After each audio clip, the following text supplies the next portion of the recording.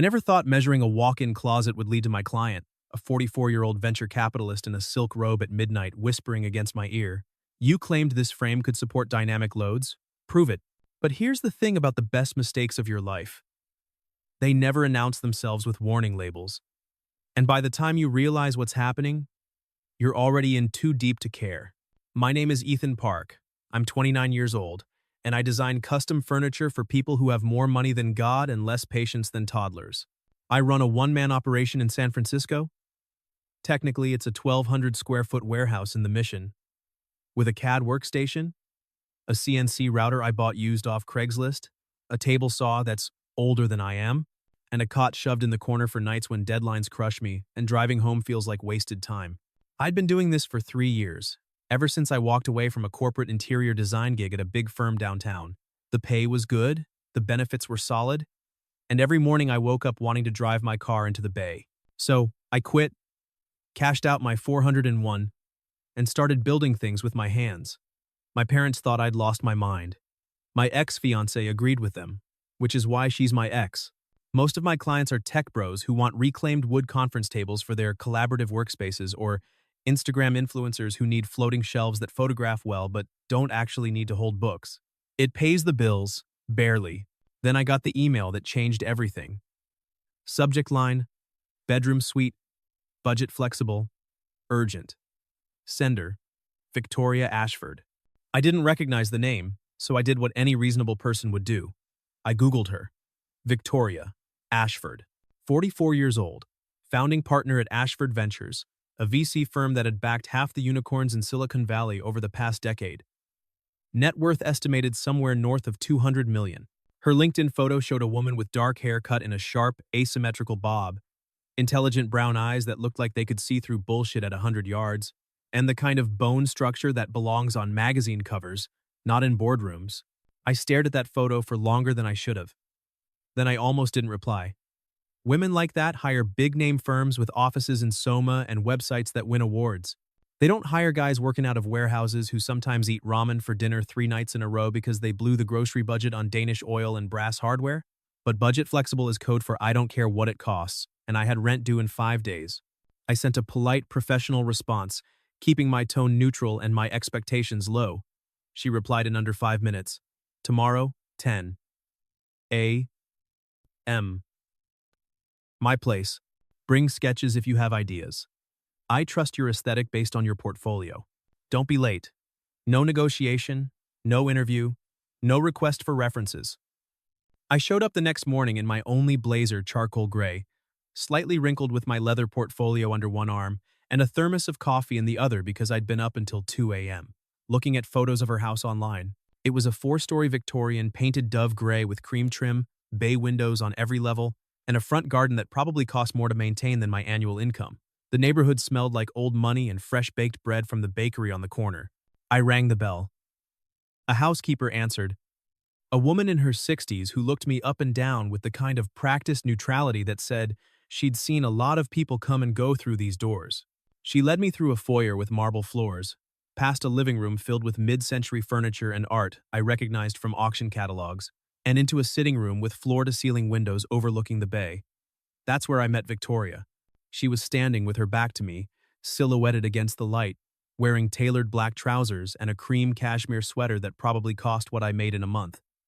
Her hair was pulled back in a low ponytail. When she turned, I noticed 3 things immediately. 1, she was taller than I'd expected, maybe 5 to 9 in the low heels she wore. 2, she had the kind of presence that made you stand up straighter without realizing it. And 3, her eyes were even sharper in person. She crossed the room, extended a hand, and smiled. Not a polite corporate smile, but something warmer, more genuine. Her grip was firm, her skin warm and dry. Ethan, thank you for coming on short notice. Not a problem, I said, trying not to sound as nervous as I felt. Thanks for the opportunity. She gestured to a low couch. Sit. Let me show you what I'm thinking. For the next hour and a half, we talked. Not just about furniture, but about space, light, texture, the way a room should feel when you walk into it at the end of a long day. She asked questions that most clients never think about. Questions about joinery techniques, load-bearing tolerances, The difference between quarter sawn and rift sawn oak, whether hand-rubbed oil finishes held up better than polyurethane in high-use environments. And when I talked, really talked, about the philosophy behind my work, about why I'd left corporate design, about the satisfaction of seeing an idea go from sketch to finished piece, she listened. Not the polite half-listening most clients do while checking their phones, but real listening. Her eyes on mine, her body leaning slightly forward like she didn't want to miss a word. At some point I realized I was enjoying this more than I'd enjoyed any client meeting in months, maybe years. She didn't just want furniture. She wanted a space that reflected something true about herself, something she'd lost or maybe never had. "I'm going through a divorce," she said suddenly, halfway through my pitch for a platform bed with integrated floating side tables. The house was his idea. The furniture, the art, all of it. I approved it, but I didn't choose it. Do you understand the difference? I nodded. Yeah, I do. I want the bedroom to be mine, not ours, not his, mine. She looked at me, and for a second I saw past the polished exterior to something raw underneath exhaustion, maybe, or loneliness, or both. I want it to feel like a sanctuary, somewhere I can breathe. Can you do that? Yeah, I said. I can do that. She held my gaze for a beat longer than necessary, then smiled that real smile again, the one that made something shift in my chest. Good. When can you start? We agreed on a timeline.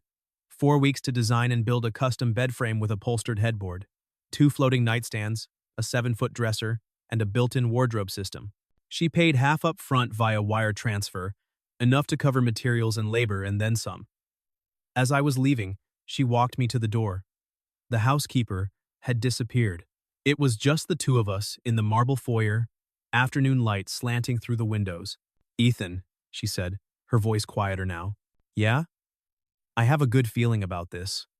I looked at her, really looked at her, and felt something dangerous stir in the back of my mind. Me too. I should have known right then that I was in trouble.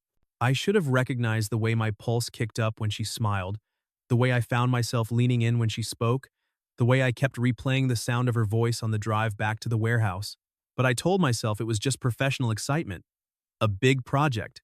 A generous client. Nothing more. I was wrong. I spent the next 3 weeks living in my workshop. I sketched. I resketched. I built scale models and prototypes. Tore them apart when they didn't feel right. Started over. I sourced walnut from a supplier in Oregon. Spent 2 days selecting boards with the right grain patterns, the right color depth. I wanted every piece to be perfect, not just because she was paying me well, but because I couldn't get her voice out of my head. Somewhere I can breathe. I designed the bed frame with clean, low-profile lines, mortise and tenon joinery that would last 50 years, and a headboard upholstered in charcoal Belgian linen. The nightstands were cantilevered, floating 6 inches off the floor with hidden LED lighting underneath. The dresser was a statement piece, 7 feet wide, brushed brass drawer pulls I'd cast and finished myself, soft close mechanisms that cost a fortune but felt like butter. Every night I sent Victoria progress photos. She replied every time, usually within minutes, even though I knew she was in back-to-back meetings most days. Beautiful. Exactly what I wanted. I can't wait to see it in person. Then, 3 weeks in, she texted, "I'm having a small gathering Friday night, colleagues. A few investors. Nothing formal. I'd love for you to come. I want to introduce you." I stared at that message for 5 full minutes. This wasn't a client dinner. This wasn't business. This was her asking me to show up in her world, to meet her people, to be more than the guy who made her furniture. I should have said I was busy. I should have kept the boundaries clear. I said yes. The party was smaller than I expected, maybe 20 people, all in their 40s and 50s, all drinking wine that probably cost more per bottle than my car payment. I showed up in dark jeans and a button-down, feeling underdressed and out of place the moment I walked in. She was wearing a black dress, simple but elegant, and when she smiled at me, the whole room seemed to fade. "You came. You invited me." She touched my arm lightly. "Come on. Let me introduce you."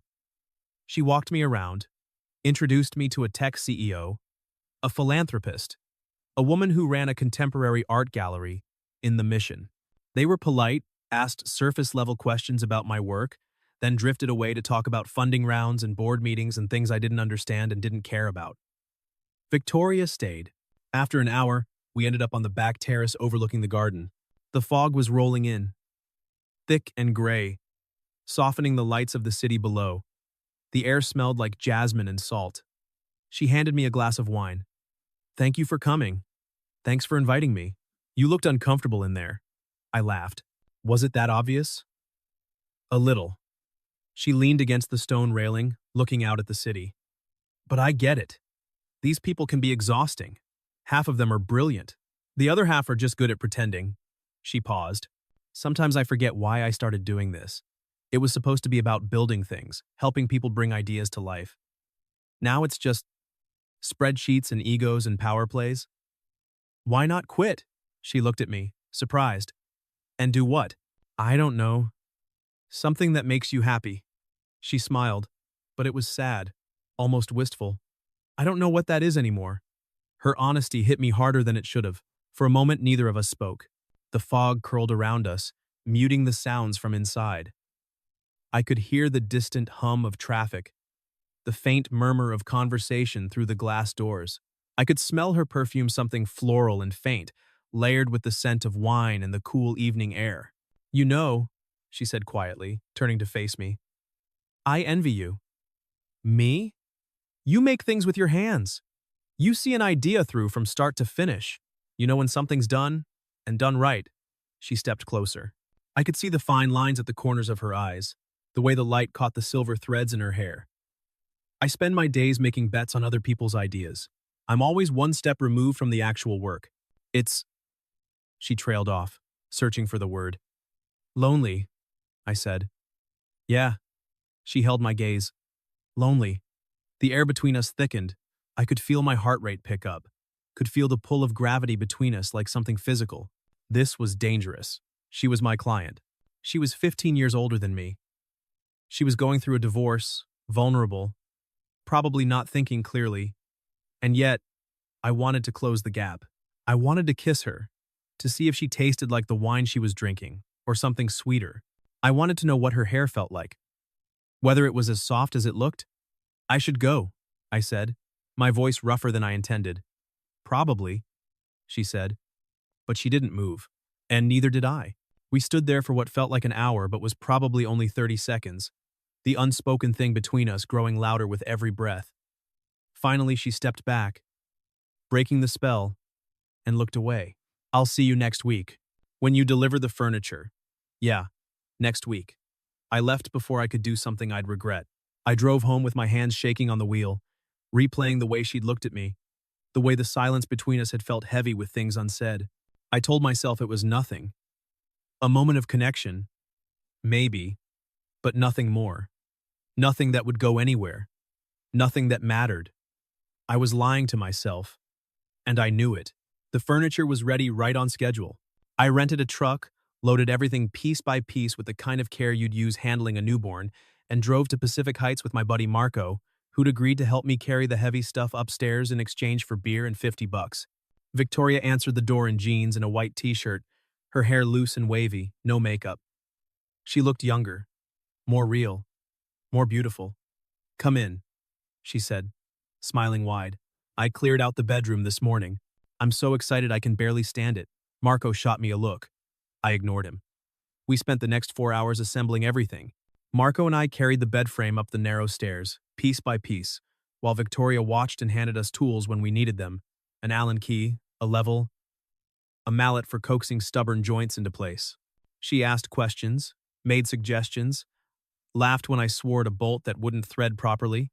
At one point, Marco leaned over while we were tightening the frame rails and whispered, "Dude, she's into you. Shut up. I'm serious. She hasn't taken her eyes off you in an hour. She's my client. Sure. And I'm the Pope. Just saying. If you don't make a move, you're an idiot." "Marco, I'm just saying." He grinned and went back to work. By 6 p.m., we were done. Marco left, citing a date he was probably making up, and suddenly it was just me and Victoria standing in her new bedroom. The bed frame anchored the space, solid and warm under the soft glow from the new lamps. The dresser gleamed. The built-in wardrobe made the room feel larger, more open, more hers. She stood in the middle of the room, slowly turning to take it all in. When she turned back to me, there were tears in her eyes. It's perfect. Yeah? It's exactly what I needed. She crossed the room and, before I could react, hugged me. Not a polite client hug, but a real one, her arms around my shoulders, her face pressed against my neck, her body warm and solid against mine. I hesitated for half a second, then put my arms around her and held on. I could feel her heart beating. I could smell her shampoo, something citrus and clean. When she pulled back, her hands lingered on my arms, her fingers warm through the fabric of my shirt. Thank you, Ethan. Really, this is more than I hoped for. You're welcome. We stood there, too close, both of us breathing a little too fast. Her eyes dropped to my mouth, then back up. I should have stepped back. I should have made an excuse, grabbed my tools, and left. I didn't. She asked softly. I was going to order something. It's the least I can do. I don't want to intrude. So, I stayed. We ordered Thai food pad, ew, and green curry, and spring rolls that came in a paper bag smelling like heaven. She opened a bottle of red wine, something French and expensive that tasted like dark cherries and smoke. We sat on the floor of her new bedroom because she didn't have chairs yet, and we talked. We talked about her marriage, which had been dead for 3 years before either of them admitted it. We talked about my engagement, which had ended when my ex told me I'd never amount to anything if I kept playing with wood instead of getting a real job. We talked about the careers we'd almost had, the dreams we'd given up, the compromises we'd made that turned out not to be worth it. Do you regret it? She asked, refilling our glasses. Leaving the firm? Starting over? No. I'd rather be broke and happy than rich and miserable. She laughed, a low, warm sound. That's very noble. It's very stupid, you mean? No. She leaned back against the bed frame, tilting her head to look at me. The wine had flushed her cheeks, softened the lines around her eyes. It's brave. Most people never have the guts to walk away from security. They stay in jobs they hate, relationships that don't work, lives that don't fit. She paused. You're not like the people I usually meet. Is that a good thing? I think so. She held my gaze, and the air between us shifted, grew warmer, heavier. You're not trying to impress me. You're not angling for something. You're just real. Victoria? I said quietly, my voice barely above a whisper. We probably shouldn't, I know. She didn't look away. This is a terrible idea. Terrible. You're 29. I'm 44. You're my contractor. People will talk. They will. But I can't stop thinking about it. She set down her glass. About you. About this. Neither can I. The confession hung in the air between us. Then she leaned in slowly, giving me every chance to pull away, and kissed me. It was soft at first, tentative, like she was testing whether I'd kiss her back. I cupped her face in my hands and kissed her harder, and she made a low sound in the back of her throat that sent heat straight through me. Her hands were in my hair, pulling me closer. And suddenly there was nothing tentative about it. She kissed like she'd been waiting for this, like she'd been holding back for weeks and couldn't anymore. When we finally broke apart, we were both breathing hard. She rested her forehead against mine. Her eyes closed. This is crazy, she whispered. Completely. You're going to regret this. I don't think so. She opened her eyes. They were dark, uncertain, filled with something that looked like hope and fear tangled together. I'm older than you. I'm going through a divorce. I'm your client. This could get messy. I kissed her again, slower this time, and felt something inside me unlock. This wasn't just attraction. This was deeper, scarier, more real than anything I'd felt in years. When we pulled apart, she smiled a real smile, unguarded and beautiful. You claimed this frame could support dynamic loads, she whispered, a playful glint in her eyes. Prove it. I laughed, low and rough. That's what you're worried about? Structural integrity? Among other things. She pulled me closer, her hands sliding under my shirt. But let's start there. I should have left. I should have said goodnight, gone home, kept this professional. But I didn't. I stayed. We stayed. And everything changed. The next morning, I woke up in Victoria's bed, the bed I'd built with my own hands, with sunlight streaming through the sheer curtains and her asleep beside me. One hand curled under her cheek, her hair spilling across the pillow. For a moment, I just watched her, trying to memorize the way she looked in the soft morning light, peaceful, unguarded, beautiful in a way that had nothing to do with money or status or any of the things that usually define people like her. Then reality crashed in. I was in my client's bed. I'd crossed every professional line I'd sworn not to cross. I'd slept with a woman 15 years older than me who was going through a divorce and probably vulnerable and definitely not thinking clearly. I slipped out of bed carefully, trying not to wake her, and started gathering my clothes from where they'd ended up scattered across the floor. I was halfway dressed when I heard her voice. Ethan. I turned. She was sitting up, the sheet pulled around her, her hair mussed, her eyes soft with sleep. Were you going to leave without saying anything? I didn't want to wake you. She looked at me for a long moment, and I couldn't read her expression. Then she said, very quietly, Do you regret it? No. Do you? No. She got up, still wrapped in the sheet, and crossed to me. But we need to talk about what happens next. I know. This can't be just a one-time thing. Not for me. She looked up at me, and I saw vulnerability there. A question she was afraid to ask. Is that what you want? A one-time thing? No, I said, and meant it. Not even a little. She exhaled, and her shoulders dropped half an inch, tension I hadn't realized she was holding. About the age difference, the power imbalance, the gossip, about the fact that her divorce wasn't even finalized yet, and I thought about the way she made me feel seen, valued, like I was more than just a guy who made furniture for rich people. Like I mattered. We try, I said. We take it slow. We keep it private until we're ready. And we see where it goes. She smiled, and it was like the sun coming out. You make it sound simple. It's not, but I think you're worth it. She kissed me, slow and sweet, and I felt something settle in my chest, something that felt like rightness, like coming home. Okay, she whispered against my mouth. Let's try. The next few weeks were a blur of stolen moments and careful secrecy. We saw each other when we could late dinners at her place after her housekeeper left. Long walks through Golden Gate Park where we could hold hands without anyone we knew seeing us. Quiet mornings in bed before I had to leave for the warehouse. We kept it secret. I didn't tell my friends. She didn't tell hers. It felt like we were living in a bubble, separate from the rest of the world, and for a while I let myself believe the bubble could last forever. Then, it burst. One of her colleagues, a partner at her firm, saw us together at a restaurant in North Beach. We'd been careful, or we thought we had been, but he recognized her and later asked around. Within a week, the rumors had spread through her firm like wildfire. People started asking questions, whispers in conference rooms, sideways glances at board meetings. Her ex-husband found out and sent her a series of furious texts threatening to use it in the divorce proceedings, to paint her as unstable, as someone having a midlife crisis, as unfit. My phone started ringing, friends. Former clients, even my landlord, all wanting to know if it was true, if I was really dating Victoria Ashford, if I knew what I was doing.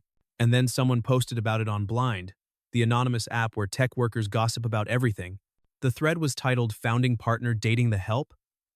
The comments were brutal. Some people defended her. Most didn't. Victoria called me late one night, her voice tight and strained. We need to talk. She was waiting in the living room, pacing, still in her work clothes. She looked exhausted. My partners want to have a meeting, she said without preamble. They're concerned about my judgment. My ex is threatening to drag this into the divorce, to argue I'm not thinking clearly, that I need a psych evaluation. She stopped pacing and looked at me, and I saw fear in her eyes. Ethan, this is getting out of control. Someone took a photo of us and posted it on Blind. The thread went viral in the tech community. People are saying terrible things. What kind of things? That you're a gold digger. That I'm having a midlife crisis. That I'm taking advantage of you, or you're taking advantage of me, depending on who's posting. She sank onto the couch, put her head in her hands. I knew this would be hard, but I didn't think it would be this hard this fast. I sat beside her. So, what do you want to do? I don't know. Her voice broke. I don't want to lose you, but I don't want to lose everything else either. I took her hand. Victoria, look at me. She did. People are going to judge us. They're going to say whatever they want. Some of it will be cruel. Some of it will feel true even when it's not. But the only question that matters is, do you want this? Do you want me? Yes, she said without hesitation. God, Yes. Then we fight for it. We deal with the fallout. We prove them wrong. And if we can't, then at least we tried. At least we didn't let fear make our decisions for us. She leaned into me, and I held her while she cried. It wasn't romantic. It wasn't easy, but it was real. And in that moment, I knew no matter what happened next, no matter how hard it got, I'd made the right choice. Because she was worth fighting for. And so was this. The next few months were brutal. Victoria's partners didn't force her out, but they made it clear they were watching her closely, waiting for her to slip. Her ex dragged the relationship into the divorce proceedings, tried to paint her as unstable, but ultimately the judge didn't care who she was dating as long as the assets were divided fairly. The blind thread eventually died down, replaced by newer scandals, but the damage was done. People in the tech world knew. They had opinions. Some were supportive. Most weren't. My business took a hit at first. A few clients quietly canceled projects, uncomfortable with the attention, but then something unexpected happened. Other clients reached out. People who'd read about the story and liked that I'd stood my ground. People who respected that I didn't back down. Within 6 months, I had more work than I could handle. Victoria's firm stabilized. Her ex signed the final divorce papers and, mercifully, moved to New York. And through it all, we held on to each other. Then came Maya, Victoria's daughter. Maya was a junior at UC Berkeley, studying architecture, and from everything Victoria had told me, she was brilliant, opinionated, and fiercely protective of her mother. When Victoria finally told her about me, Maya's response was a single text. Seriously? The first time we met in person, Maya drove up from Berkeley on a Saturday afternoon. I was at Victoria's place, helping her rearrange furniture in the living room. The doorbell rang. Victoria answered it. I heard voices in the foyer, then footsteps. Maya walked into the room and stopped. She was tall, with her mother's sharp eyes and her father's skepticism. She looked me up and down, then turned to Victoria. This is the guy? Maya? He's, what, 30? You realize he's only 9 years older than me, right? Victoria's jaw tightened. I'm aware. Maya turned to me. Are you here to fix the Wi-Fi? Or are you actually the boyfriend? I kept my voice neutral. I'm Ethan. It's nice to meet you. Sure. She crossed her arms. Let me guess. You're an artist. Or a musician. Or maybe a life coach. She made air quotes. I'm a furniture maker. Oh. So, you're the help. Her tone was acid. Let me ask you something, Ethan. Are you dating my mom because you actually care about her? Or because she's rich and connected and can open doors for you? Victoria's voice was sharp. That's enough. It's fine, I said, looking at Maya. You're right to be suspicious. The answer is, I care about your mom. A lot. I'm not here for her money or her connections. I'm here because she makes me happy. And I hope I make her happy too. But you don't have to believe me. You can decide for yourself over time. Maya stared at me for a long moment. Then she turned to Victoria. We need to talk. Alone. They went into the other room. I heard raised voices, though I couldn't make out the words. After 20 minutes, Maya left without saying goodbye to me. Victoria came back looking drained. She'll come around, she said. But she didn't sound convinced. For the next month, Maya iced me out. She'd come up to visit Victoria and make excuses to leave if I was there. She'd text her mom but never acknowledge me. It hurt more than I wanted to admit. Then, one Friday night, I got a text from an unknown number. It's Maya. My drafting table broke and I have finals in 2 weeks. Mom said, you build furniture. Can you help? I can pay. I stared at the message. This was a test. I knew it was a test. I replied, yeah, send me your address. I'll come by tomorrow. I drove down to Berkeley the next morning with my truck full of tools and materials. Maya's apartment was a tiny studio near campus, cluttered with sketches and models and textbooks. The drafting table, a cheap IKEA thing, had collapsed on one side. The leg snapped clean through. I can't afford a new one right now, she said, not quite meeting my eyes. Can you fix it? I looked at the break. I can fix it, but it'll break again in a month. Let me build you a real one. I can't afford. I'm not asking you to pay. Consider it a gift. She looked at me suspiciously. Why? Because you're important to your mom. And your mom's important to me. She didn't say anything for a moment. Then, how long will it take? Give me a week. I built that table in my warehouse, working late into the night, getting every detail right. Solid maple, adjustable height, a tilting top with a drafting edge, built-in storage for pencils and tools. I delivered it the following Saturday.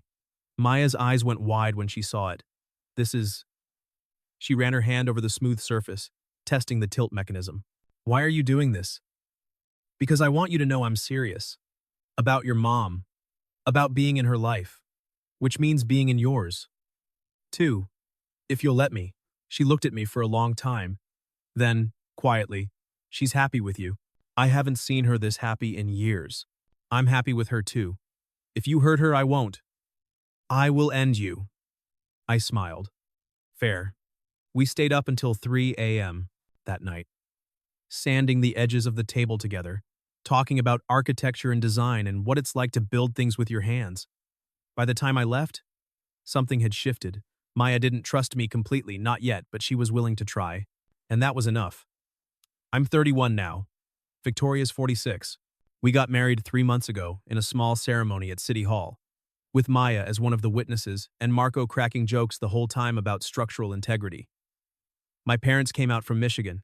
They were polite, if not entirely comfortable, but they're trying. That's enough. We bought a house together, a fixer-upper in Bernal Heights with a big garage I'm converting into a proper workshop and an office with a view for Victoria. She left her firm 6 months ago and started her own. Smaller fund focused on early-stage companies started by women and people of color. She's happier, less stressed, more herself. I hired an apprentice. A 22-year-old kid from Oakland who reminds me of myself 5 years ago, hungry, talented, a little reckless. Business is good. Better than good. We're building something. Not just furniture or portfolios, but a life. Together. And yeah, people still have opinions. We still get looks sometimes when we're out together. Still hear whispers. Still see the question in people's eyes. What's he doing with her? What's she doing with him? But we don't care anymore. Or maybe we've just learned that the people who matter don't ask those questions. Maya's graduating next month. She's already been accepted to grad school for architecture at MIT. She calls me sometimes to ask for advice, or just to talk. Last week she told me she was glad her mom met me. That might be the nicest thing anyone's ever said to me. The bed frame I built for Victoria is still in our bedroom. It's solid, well-made, built to last. The joinery's held up perfectly. The finish has aged beautifully. It's become part of our life, the place where we start and end every day. Where we talk and laugh and sometimes fight and always make up. Kind of like us, I guess. Built to last. Every time I look at it, I remember that first night, the way she'd whispered, "Prove it." The way I'd stayed, the way everything had changed. Best quality control I ever did. Sometimes I think about the email that started it all. Bedroom suite, budget flexible, urgent. I could have ignored it. I could have said no to the party, no to dinner, no to staying that first night. My life would be simpler, easier, and so much emptier. Because here's the thing about love that crosses lines, that breaks rules. That doesn't fit into neat categories. It's messy and complicated, and sometimes hard as hell. It asks you to risk everything. Your reputation, your comfort, your carefully constructed plans for something uncertain and fragile and real. But if you're lucky, if you're brave, you find someone who's willing to risk it all with you. Someone who sees you not for what you're supposed to be, but for who you are. Someone who makes you want to build something that lasts. I built Victoria a bedroom so she could breathe again. She gave me a life where I didn't have to choose between passion and stability, between who I was and who I was supposed to be, and somewhere in the mess of it all, we found each other. That's worth every whisper, every judgment, every moment of doubt. That's worth everything.